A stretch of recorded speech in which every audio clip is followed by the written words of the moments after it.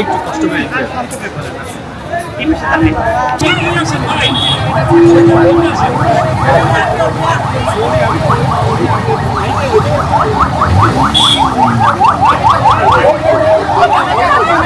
এই মুহূর্তে কলেজের শিক্ষার্থীরা ফার্ম গেট অবরোধ করে আসলে আন্দোলন করছে।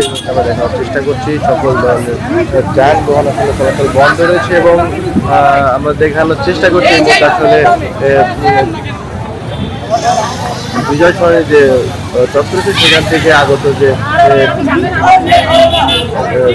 যাত্রীরা রয়েছে আসলে ফার্মগেট প্রবেশদ্বারে সেখানে আসলে ফার্মগেটে আটকানো হয়েছে। সেই সকল মোটরসাইকেল চালক এবং গাড়ি চলাচল বন্ধ রয়েছে।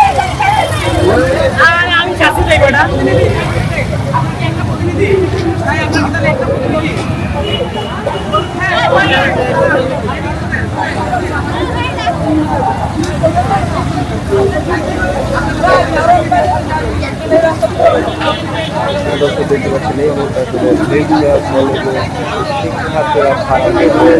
অবস্থানে এসে এবং রাস্তা বন্ধ করে আসলে আন্দোলন চালাচ্ছে। আমরা জানি রাখি আগে যে কলেজে আসলে ছাত্র দলের নেতা কর্মীরা আসলে শিক্ষার্থীকে গুরুতর আহত করে এবং কিছুদিন পর আসলে চিকিৎসাধীন অবস্থা আসলে সেই সাকিব এবং পুলিশ এবং কলেজের আশ্বাসে আসলে তারা আন্দোলন ছেড়ে আসলে কলেজে ফিরে যায় এবং বেশ কিছুদিন প্রায় 25 দিন অতিবাহিত হওয়ার পর আমাদের একটাই দাবি হচ্ছে যে আসল খুনি তাদেরকে ধরা হবে। পুলিশ এতদিন হয়ে গেছে, তার মৃত্যুর বলতে গেলে প্রায় 24 দিন পার হয়ে গেছে, কিন্তু পুলিশ এখনো কোনো কাজ করতেছে। তারা শুধু বারবার বলছে যে তারা আন্দোলন তারা হচ্ছে তাদের কাজ করতেছে, কিন্তু এখনো হচ্ছে আমরা আমাদের সুষ্ঠু বিচারটা পাইনি। আসলে আসামিরা এখনো ধরা পড়েনি। তাই হচ্ছে যে আমরা ফার্মগেট অবরোধ করছি এবং যতক্ষণ না স্বরাষ্ট্র উপদেষ্টা আর আইন উপদেষ্টা আসবে এখানে তারা স্বয়ং এবং তারা আমাদেরকে আশ্বস্ত না যতক্ষণ না করবে ততক্ষণ হচ্ছে আমরা ফার্মগেট অবরোধ করব। কোথায় কোথায় কলেজ ছাড়, কলেজ কি তোর বাগদাদার, কলেজ কি তোর বাগদাদার, কোথায় কোথায় কলেজ ছাড়, কোথায় কোথায় কলেজ ছাড়, কলেজ কি তোর বাগদাদার, কলেজ কি তোর বাগদাদার, কোথায় কোথায় কলেজ ছাড়। আমার ভাই মারল কেন, প্রশাসন জবাব দে, আমার ভাই কবরে, গুলি কেন বাইরে, গুলি কেন বাইরে, আমার ভাই কবরে, তরুণ সেলিম গেলি কই, হই হই হই হই, আমার ভাই কবরে, গুলি কেন বাইরে, গুলি কেন বাইরে, আমার ভাই কবরে। ভাই কেমন কথা ভাই প্লিজ ভাই ভালো ভাই আপনারা কথা বলেন ভাই।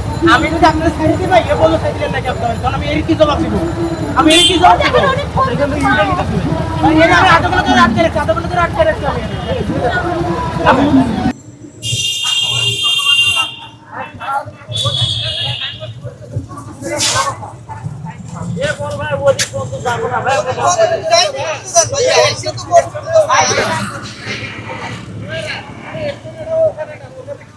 আমরা তো বামে যাবো না, আমরা ডাইনি যাবো না।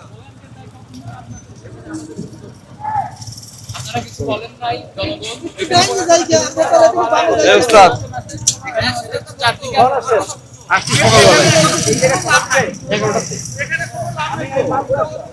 ওই এখন আসছে, এখন